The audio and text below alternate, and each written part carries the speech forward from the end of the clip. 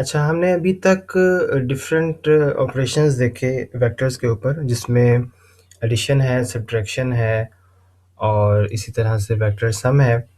एक और common operation जो हम वेक्टर्स पे परफॉर्म करते हैं, हम उसको अब देखते हैं, जिसे हम कहते हैं स्केलर मल्टीप्लिकेशन। ठीक है? तो जैसे कि आप ऑलरेडी इससे फेमिलियर भी होंगे, स्केलर मल्टीप्लाई बेसिकली क्या करता है, ये हम एक फंक्शन बनाने जा रहे हैं। स्केलर मल्टीप्लाई जो है, वो एक स्केलर को एक वेक्टर के साथ जो है वो मल्टीप्लाई करता है। ठीक है? तो यहाँ पे आप जैसे कि देख सकते हैं कि मैंने फंक्शन हेड जो है वो डिफ़ाइन कर दिया, और फंक्शन सिग्नेचर के बाद अब मैं एक्चुअल फंक्शनैलिटी की तरफ आता हूँ।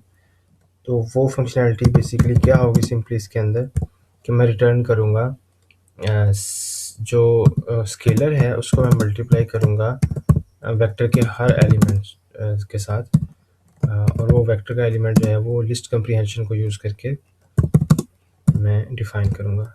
ठीक है?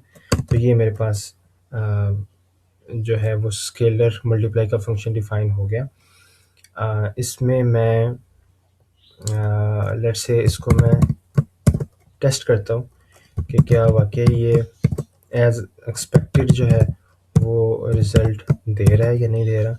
मैं 2 जो है उसको मल्टीप्लाई करना चाहता हूँ इस वेक्टर के साथ। ठीक है? तो यहाँ पे आप देख सकते हैं कि हमारे पास एज़ एक्सपेक्टेड स्केलर जो है वो मल्टीप्लाई हो गया है वेक्टर के हर एलिमेंट के साथ। इसके अलावा हम एक और फंक्शन डिफ़ाइन करते हैं। अगर हम ये चाहते हैं कि हमारे पास लेट्स से 10 वेक्टर्स हैं और उनके हर कंपोनेंट का मीन हम निकालना चाहते हैं, यानी कि 10 वेक्टर्स का जो पहला कंपोनेंट है सारे 10 वेक्टर्स का, उनका मिला के मीन क्या आ रहा है। ठीक है? दूसरे कंपोनेंट जो है उन 10 वेक्टर्स का, उनका मीन क्या आ रहा है, एंड सो ऑन। तो उसके लिए हम डिफ़ाइन करते हैं जी वेक्टर मीन, और उसको हम लिस्ट ऑफ वेक्टर जो हैं वो पास करेंगे। ठीक है? और ये एक वेक्टर ही रिटर्न होगा जिसके अंदर एक्चुअली जो है वो मीन जो है वो पड़ा होगा।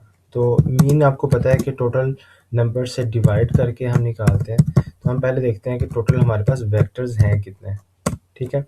वंस हम टोटल वेक्टर्स देख लेते हैं तो उसके बाद हम सिंपली एग्जिस्टिंग फंक्शनैलिटी जो भी हमने इस वीडियो में और लास्ट वीडियो में डिफ़ाइन की है उसको हम यूज़ कर सकते हैं। एक तो हमने अभी स्केलर मल्टीप्लाई का फंक्शन डिफ़ाइन किया, तो हम ये चाहते हैं कि स्केलर 1/n जो है ये हर कंपोनेंट के साथ जो सम होगा हमारे पास उसके साथ मल्टीप्लाई हो जाए ताकि एवरेज कंप्यूट हो जाए। और इसके अलावा हमने वेक्टर सम का फंक्शन लास्ट वीडियो में डिफ़ाइन किया था।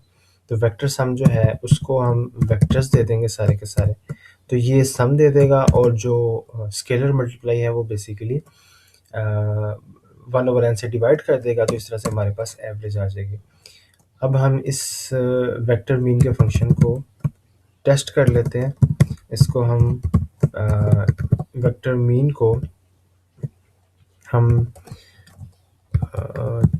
लिस्ट दे देते हैं जी, 1 2 की लिस्ट दे देते हैं। उसके अलावा हम इसको 3 4 दे देते हैं, और इसी तरह से 5 और 6 दे देते हैं। ठीक है?